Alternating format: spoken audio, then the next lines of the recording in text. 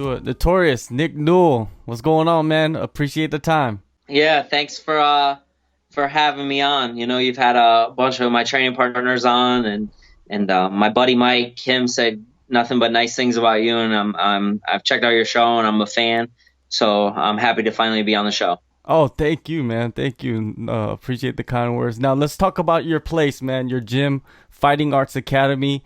I heard it's very successful. Talk about the coaching staff and the people that are there. Yeah, definitely. So, it's my business. I own it, and I started off teaching all the classes on my own. But as we go, I just kept adding more and more staff, and we continue to grow. And slowly but surely, I'm hiring as many people as I can, and that are qualified. That's the one thing I want. I want world class instructors. I want really great instructors. Recently, we brought on a guy. I think he's fifth degree black belt, Roger Denton, and he has like 40 years of knowledge. Knows everything. There's nothing he doesn't know. If I ask him a question about something, he has it. And we added in Ryan Roddy, who started Division I at Rutgers, was a state open champ and previous Connecticut Coach of the Year. So we have those two and me right now teaching classes, and I can't complain. Things have been good. The gym's been very successful. We're undefeated right now to start the year, and we hope to keep that momentum going. How big is your team, though? How many fighters do you have underneath you? I'm trying to count, but definitely over 10. I'm not like one of these big teams that have 100 fighters or 50 fighters. We're always going to be kind of a smaller team in terms of that, based on location and being in Connecticut. But it's important to me to kind of have that intimacy too, and not be a huge gym where you can get lost in the crowd. So for me, I always was comfortable in the smaller gyms, and you have to be a better training partner when you do that. So in the bigger gyms, you cannot show up when you don't have a fight or stuff, but at the smaller gyms, you have to show up all the time, always train, help your partners get ready. So for me, I wanted to recreate that in my gym and have good training where if you show up every day and you work hard, you're a priority. A few of the guys, they're getting ready alongside you. How has that been?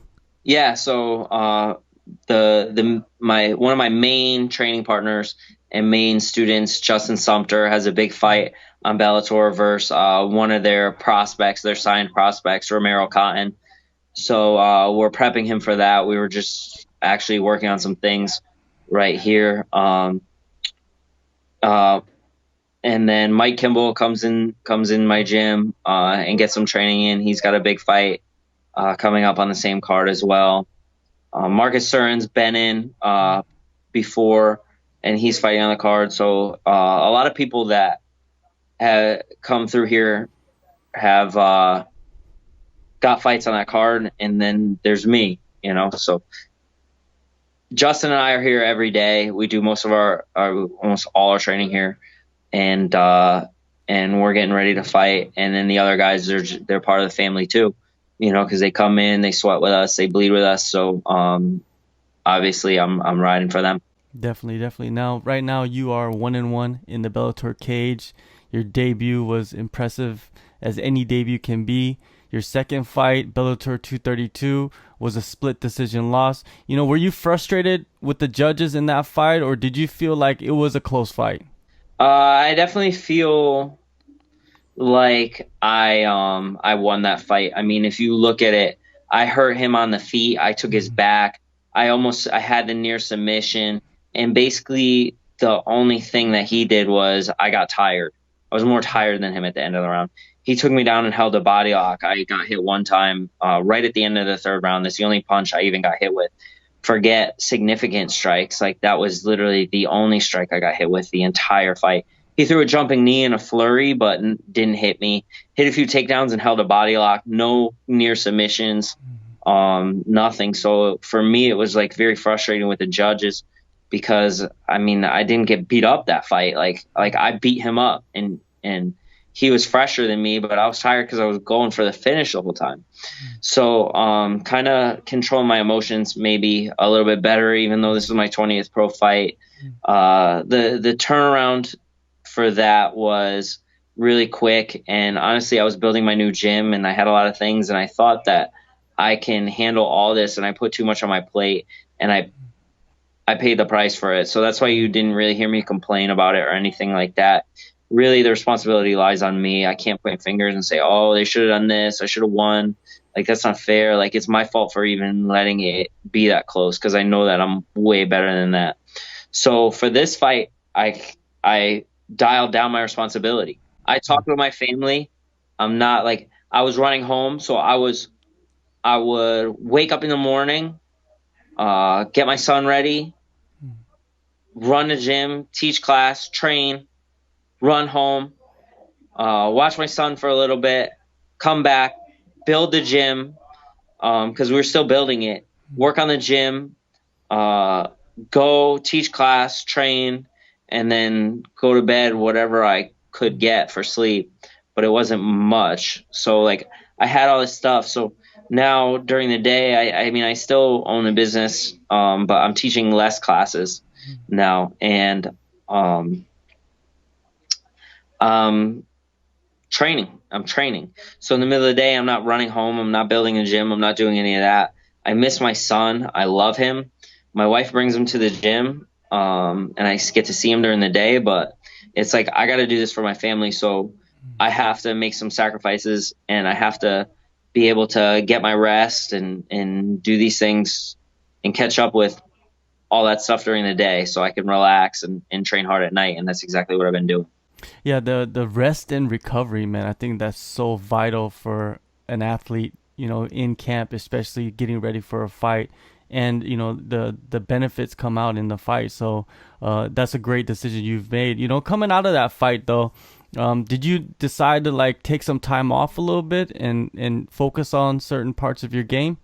No, I just needed rest. Mm. I'm always working on the game. So to say I went back and worked on this, worked on that, like, I'm always working on things. I'm always trying to get better. I'm always getting better.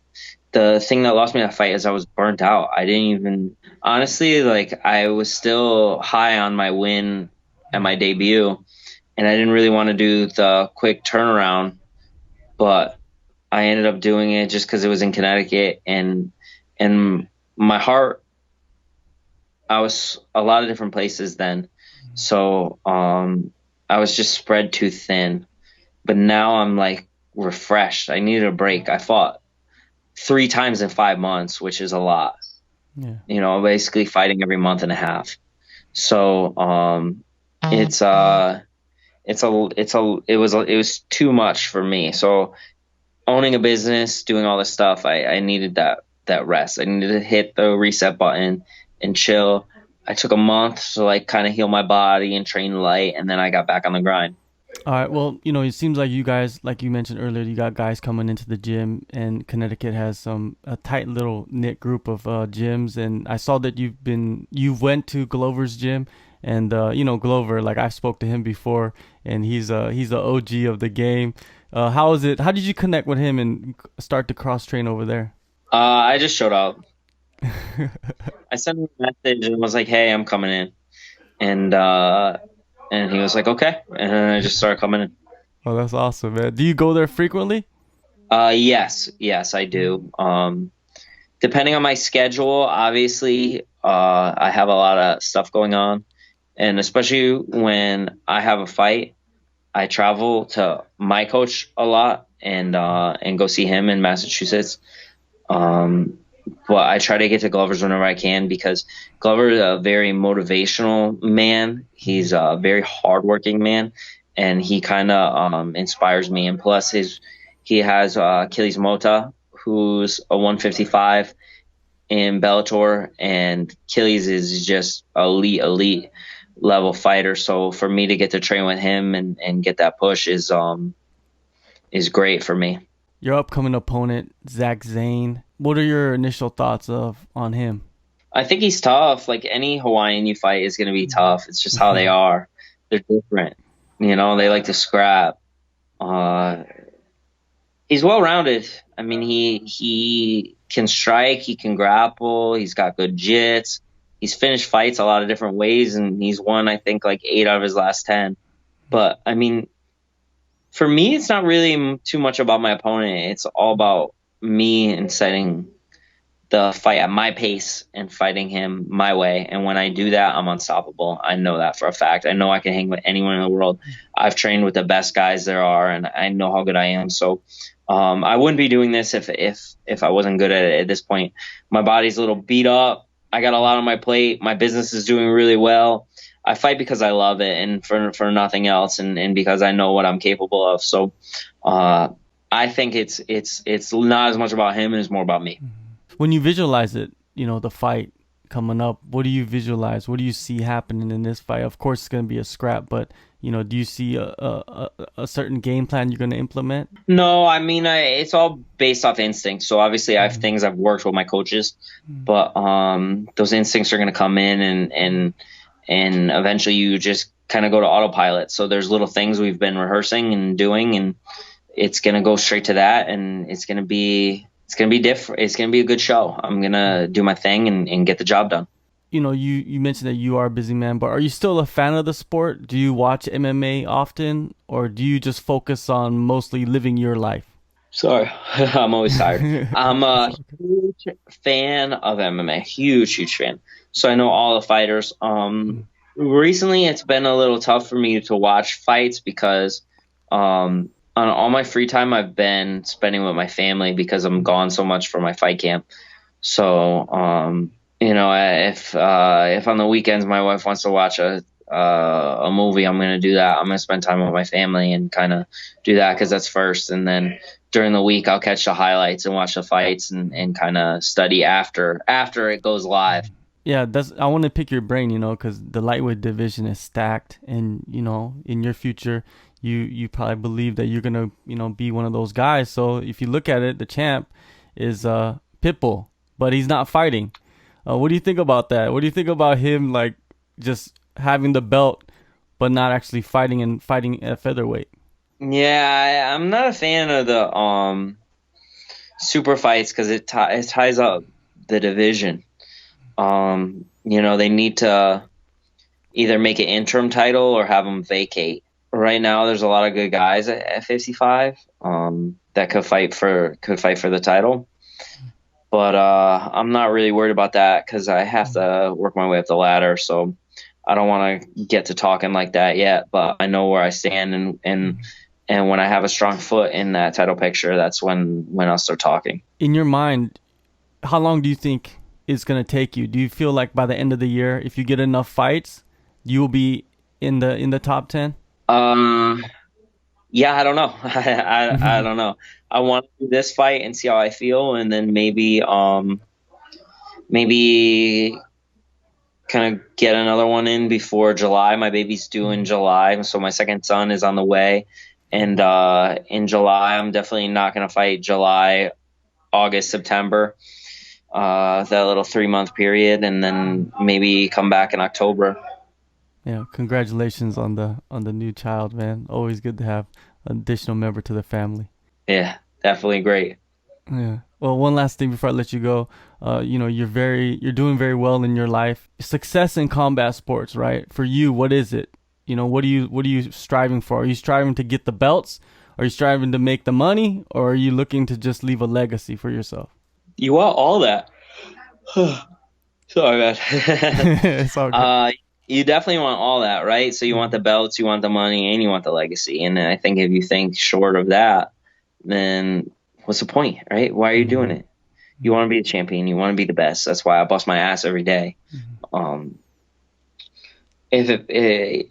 gotta leave no stone left unturned, and you gotta just make sure you're the best version of yourself.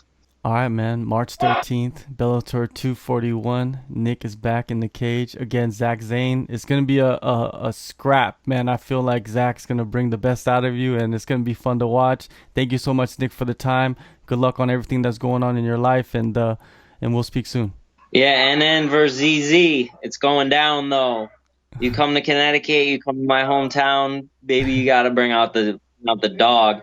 I think he's going to be a guy we're going to bring the dog out of each other, and it's going to be an actual fight and not a stupid match where someone holds a body lock like my last fight and doesn't do shit. or when I was on the Contender Series and the same exact thing happened. So I've gotten better at getting out from these guys trying to hold a friggin' body lock on me and not fight. But, that's a game we play. You can win fights like that. I've actually won boring fights like that. So I can't even be a hypocrite, but it sucks when it happens to you. And I'm trying, I've accepted it and it's a part of the game, but I'm looking for a good old fashioned fist fight. Hey, we're all hypocrites, man. That's just life. Whatever. Good for you. We won. I'm looking to fight this time.